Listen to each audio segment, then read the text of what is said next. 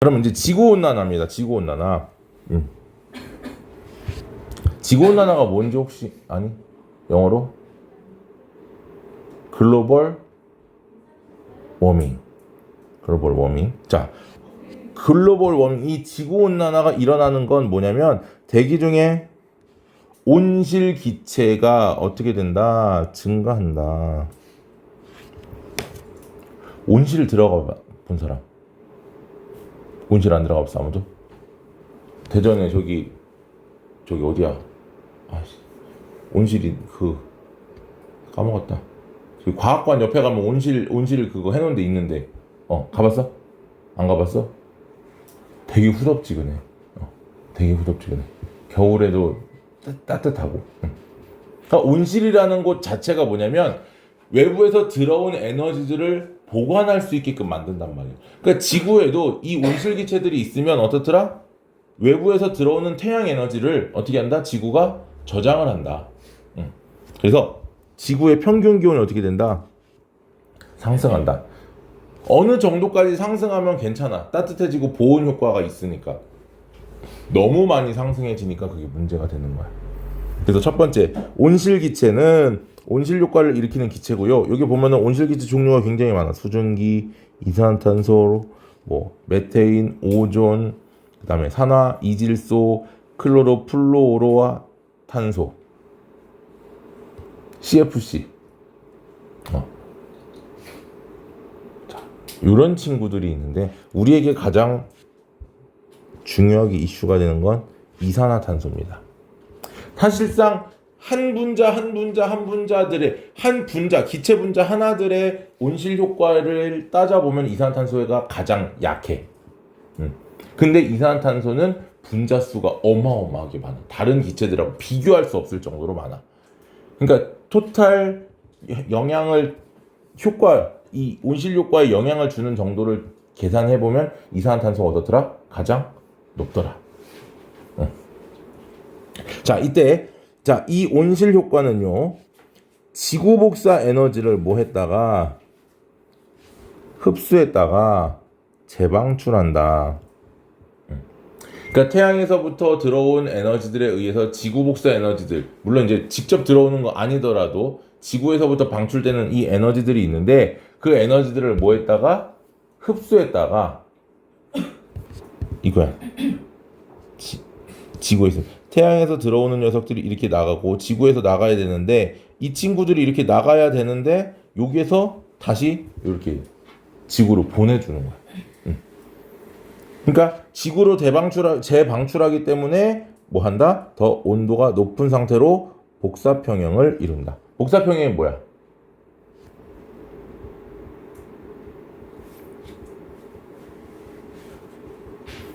태양에서 들어오는 태양 복사 에너지량과 지구에서 방출하는 지구 복사 에너지량이 어떻더라?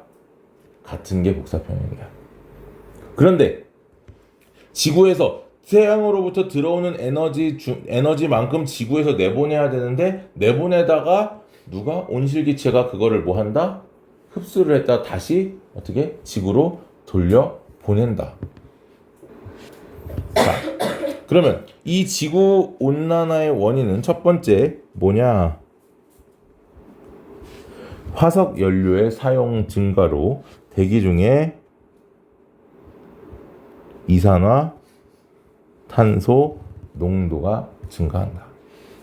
이 외에도 산림 벌채도 있고 가축을 많이 키우는 경우도 있겠지. 그러면 기온이 상승을 하게 되면 해수의 열팽창. 따뜻해지면 부피가 커지잖아. 바닷물도 마찬가지야. 열팽창. 그 다음에 빙하의 융해. 빙하가 녹는단 말이지.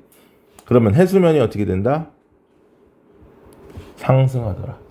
그러니까 어떤 학자들이 추정한 보고서 같은 걸 보면 지구상에 있는 모든 빙하가 다 녹았을 경우에 30에서 50m 정도 상승하지 않을까, 해수면이. 그거 이상으로 더 높게 추정하는 학자들도 있고. 자, 그럼 당연히 육지 면적이 어떻게 된다? 감소한다. 그래서 기상 이변 현상이 발생을 하고요. 대규모 태풍이 발생하고요. 생태계 변화, 열대성 질병, 그 다음에 빙하의 얼어있던 바이러스 같은 녀석들이 또 나와서 알지 못하는 질병들이 또 창궐할 수도 있더라. 알겠습니다. 지금 이번 여름도 비가 엄청 많이 왔어, 그렇지? 그러니까 최근 몇 년 동안 대전에 막 비 피해가 대전뿐만 아니고 전국적으로 비 피해가 엄청나단 말이야, 그렇지? 이런 현상들이 선생님 어렸을 때 1990년대 때도 있었어. 이모네 아파트에 이제 방학 때 놀러 갔었는데 그때 앞에 논이 완전히 그냥 바다처럼 호수처럼 완전히 변할 정도로 그냥 아예 그냥 비가 막 어마어마하게 하고 나가지를 못할 정도로 그런 일들이 1990년대 후반쯤에 좀 많았어. 아니 90년대 후반 중반쯤에 그리고 지금 최근에 들어서 또 이렇게 많아지는 거. 그러니까 이게 여러 가지 기후 변화의 영향을 많이 받는 걸 수도 있다라는 거지. 자, 그러면 대책은 뭐 온실기체 배출량을 줄이면 되겠지, 그렇지? 니들이 온실기체 배출량을 줄일 수 있는 방법이 뭐요? 걸어다니기, 그렇지. 그리고 또 뭐 있어? 뭐 쓰레기 일회용품 사용 줄이기. 또 뭐 안 쓰는 거 당근 같은 걸로 이렇게 좀 이렇게 중고로 이렇게 팔거나 이렇게 할 수 있게 다 이제 누군가에겐 사용될 수 있는 것들이니까, 그렇지? 가장 좋은 방법은 가장 직접적으로 실천하는 방법, 할 수 있는 방법 뭐 있어? 숨 참기. 그렇다고 진짜 참지 말고. 자, 그런 것들. 그 다음에 뭐 나무 심기, 무분별한 개발 자재 이런 것들이 있더라. 됐죠? 자, 실제로 한반도의 기후 변화는요. 자, 전 세계 평균의 약 2배 정도 빠릅니다. 전 세계 평균의 약 2배 정도가 빨라. 이게 육지만 그런 게 아니야. 중요한 건 바다야, 바다. 선생님이 대학교 졸업 논문으로 동해의 기온 변화를 예측하는 걸 썼었거든. 약 100년 정도가 지나면 바다의 평균 수온이 한 2도 정도 올라갈 것이다 라고 생각해. 예측이 됐어. 그 결과가 그렇게 나왔어. 그걸 쓴 게 벌써 몇 년 전이냐? 15년 전이야. 그러니까 얼마 안 남았어. 2도라고 하면 굉장히 큰 온도입니다. 바닷물 2도는.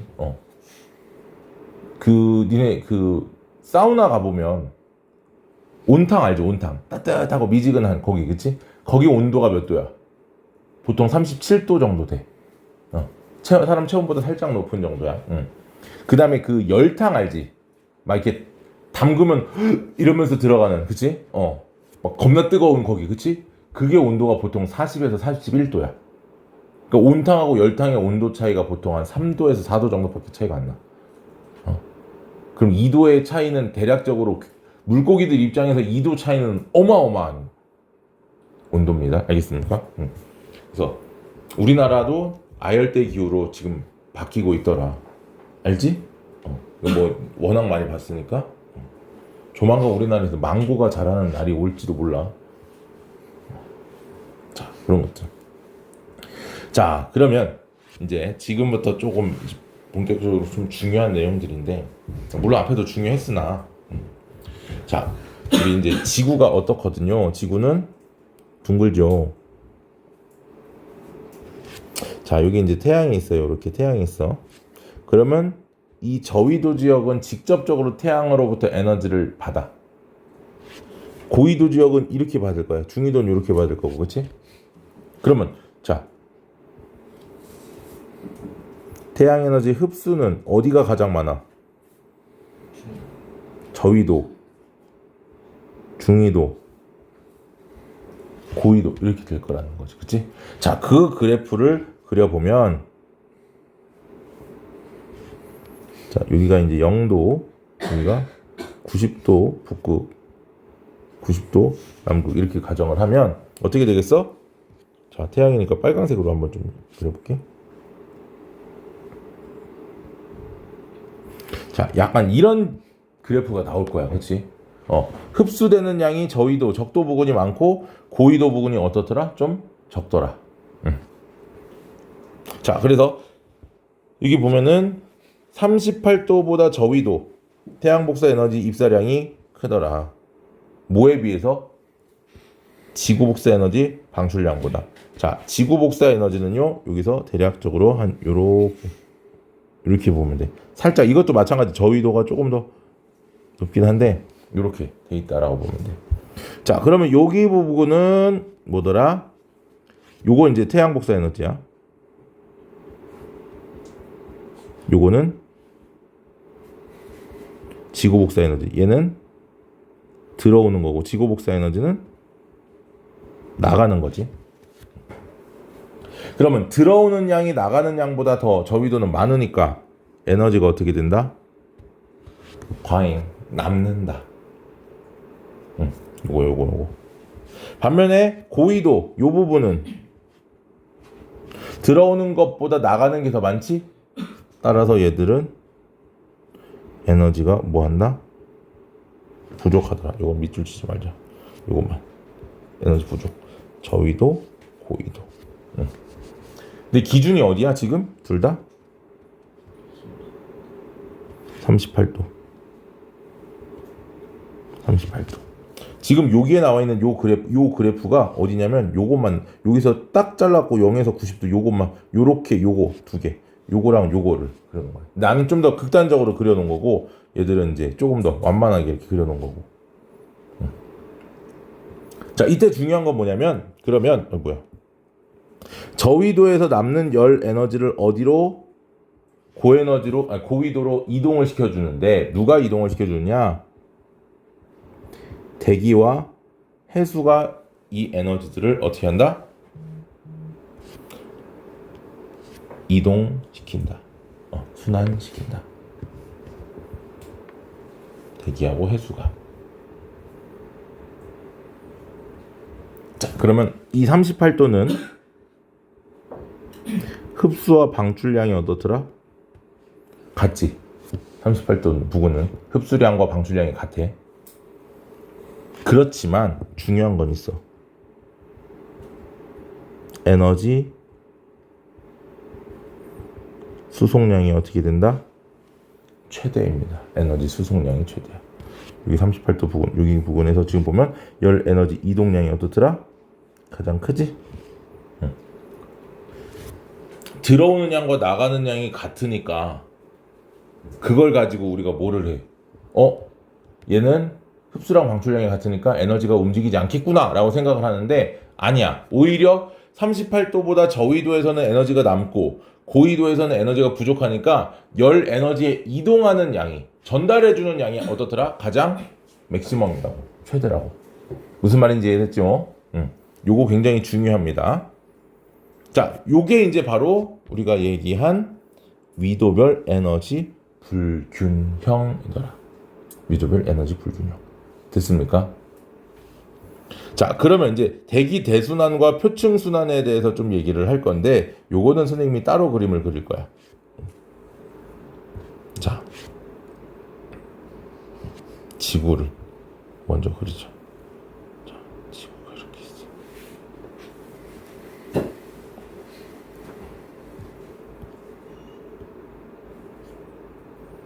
자, 그 다음에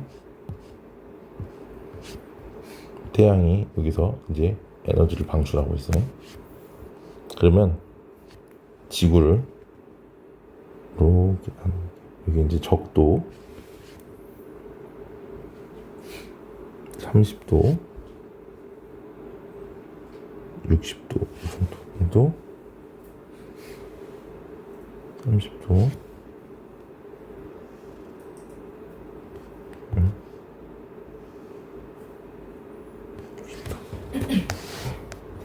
조금 적도가 자, 이렇게 좀 얘기를 해볼게. 자, 원래대로 가정을 하면 이 저위도는 태양으로부터 에너지를 직접적으로 어떻게 했어? 받았지. 그러니까 공기가 어떻게 돼? 뜨거우니까 상승하겠지. 맞아요. 반면에 고위도는 어떻겠어? 받는 것보다 내보내는 게 많으니까 이렇게 하강할 거야. 맞죠? 자, 그러면 여기서 상승한 공기는 어떻게 되냐? 쭉 상승을 해서 고緯도로 이렇게 이동을 해서 이렇게 내려오는 이런 모양. 얘도 마찬가지로 쭉 상승해서 이렇게 내려오는 이렇게 북방 조금 이거 조금 좀 너무 자 이렇게 됐어. 이렇게 북반구 하나, 남반구 하나 두 개의 세포들, 북반구에 한 개 세포, 남반구에 한 개 세포로 공기가 순환을 할 거란 말이야. 그런데 지구는 어때? 가만히 있지 않고 뭐 하거든? 스스로 자전을 해. 스스로 자전을 하기 때문에 얘들이 이렇게 먼 거리, 대략적으로 여기서부터 여기까지 요 거리가 거의 10,000km입니다. 이 10,000km를 직접적으로 공기가 한 번에 다이렉트로 이동을 할 수가 없단 말이지. 그래서 지구 자전에 의해서 북반구가 3개의 순환으로 나눠지는데 30도 부근에서 한번 이렇게 내려가. 그러니까 어떻게 되느냐? 이런 순환이 하나가 만들어져요. 이렇게 30도에서 내려와서 적도에서 올라가는. 얘도 마찬가지. 남반구에도 이런 순환이 하나가 만들어져. 이렇게. 자, 이 친구의 이름을 우리는 이렇게 불러요. 헤들리 순환 또는 헤들리 세포. 그 다음 극지방에서는 어떻게 되냐면 여기서 이렇게 내려와서 이렇게 60도 부근에서 이렇게 올라가는. 얘도 마찬가지로 이렇게. 자, 이 친구의 이름을 우리는 극순환 폴라셀이라고 불러요. 폴라셀. 그러면 이제 문제는 중간에 있는 친구들이거든. 얘는 여기서는 내려가고 여기서는 올라가잖아, 그렇지? 그러니까 어떻게 돼? 이렇게 방향을 맞춰주기 위해서 얘도 마찬가지로 이렇게 내려가고 올라가는. 즉 얘를 우리는 이렇게 불러요. 페렐 순환이라고 불러. 무슨 순환? 페렐 순환. 자, 그러면 여기서 이제 중요한 게 보세요. 이 헤들리 순환은요, 적도가 직접적으로 가열돼서 상승되기 때문에 만들어지는 순환입니다. 그래서 우리는 이걸 뭐라고 불러주냐면 직접 순환이라고 불러요. 직접 순환. 그 다음에 여기 있는 극순환도 마찬가지예요. 극지방이 직접적으로 냉각되기 때문에 하강하면서 만들어지는 순환이기 때문에 얘도 직접 순환이라고 불러. 그러나 페렐 순환은 오히려 30도가 60도보다 더 따뜻하기 때문에 얘가 상승해야 됨에도 불구하고 헤들리 순환 내려오고 극순환에서 60도에서 올라가니까 요 두 개의 바람의 방향을 맞춰주기 위해서 기류의 방향을 맞춰주기 위해서 이 페렐 순환은 직접적으로 순환되는 게 아니고 무슨 순환? 간접적으로 순환한다라고 표현을 한다라는 거지. 무슨 말인지 했습니까? 자, 그러면 보세요. 여기 이렇게. 자, 이 적도 부근은 어때? 공기가 상승합니다. 그죠? 극지방은 하강, 60도 상승, 30도 하강, 하강, 상승, 하강. 맞습니까? 자, 그러면 얘는 무슨 기압이야? 적도는 저기압, 30도는 고기압, 그다음 60도는 저기압, 극지방은 다시 고기압. 얘도 남반구도 마찬가지로 30도는 고기압, 60도는 저기압, 그다음 극지방은 다시 고기압. 이렇게 된다라는 거지. 맞습니까? 근데 우리는 이미 알아. 바람은 어디서 어디로 불어? 기압이 높은 곳에서 낮은 곳으로 불어. 자, 이거는 입체적인 구조고 실제로 요 지구상에서는 고기압인 30도, 요 30도 부근에서 적도 부근으로 불어야 되니까 바람이 어떻게 불어야 돼? 이렇게 불어야 되겠지. 극지방에서 60도 쪽으로, 30도에서 60도 쪽으로, 30도에서 적도 쪽으로. 남반구 역시도 어때? 요렇게 불어야 정상이야. 그런데 말입니다. 지구가 가만히 있지 않고 지구가 뭐하기 때문에 자전하기 때문에 북반구 기준으로 진행하는 방향의 어느 쪽으로? 오른쪽으로 꺾여. 그러면 얘는 진행하는 방향의 오른쪽이니까 어떻게? 요렇게 꺾이겠지? 얘는 진행하는 방향 오른쪽이니까 이렇게 꺾이겠지? 얘도 마찬가지로 이렇게 꺾일 거고. 반면에 남반구는 왼쪽으로 꺾여. 그러니까 어느 쪽으로? 아이고. 왼쪽으로 이렇게. 왼쪽으로.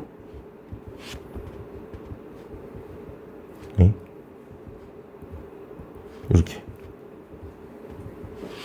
얘도 왼쪽으로. 얘도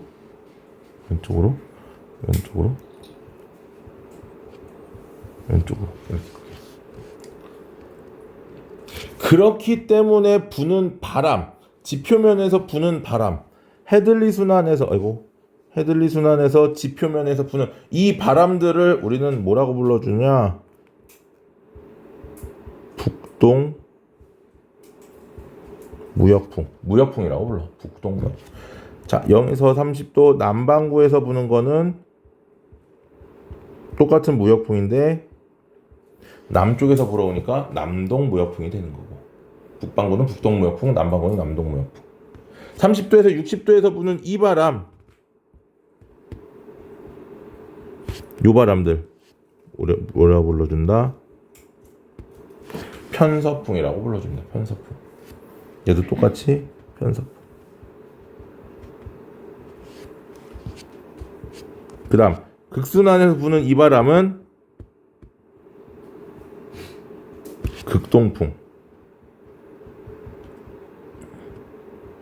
극동풍이라고 불러주더라. 무슨 말인지 이해됐습니까? 이게 바로 뭐더라? 대기대순환이더라.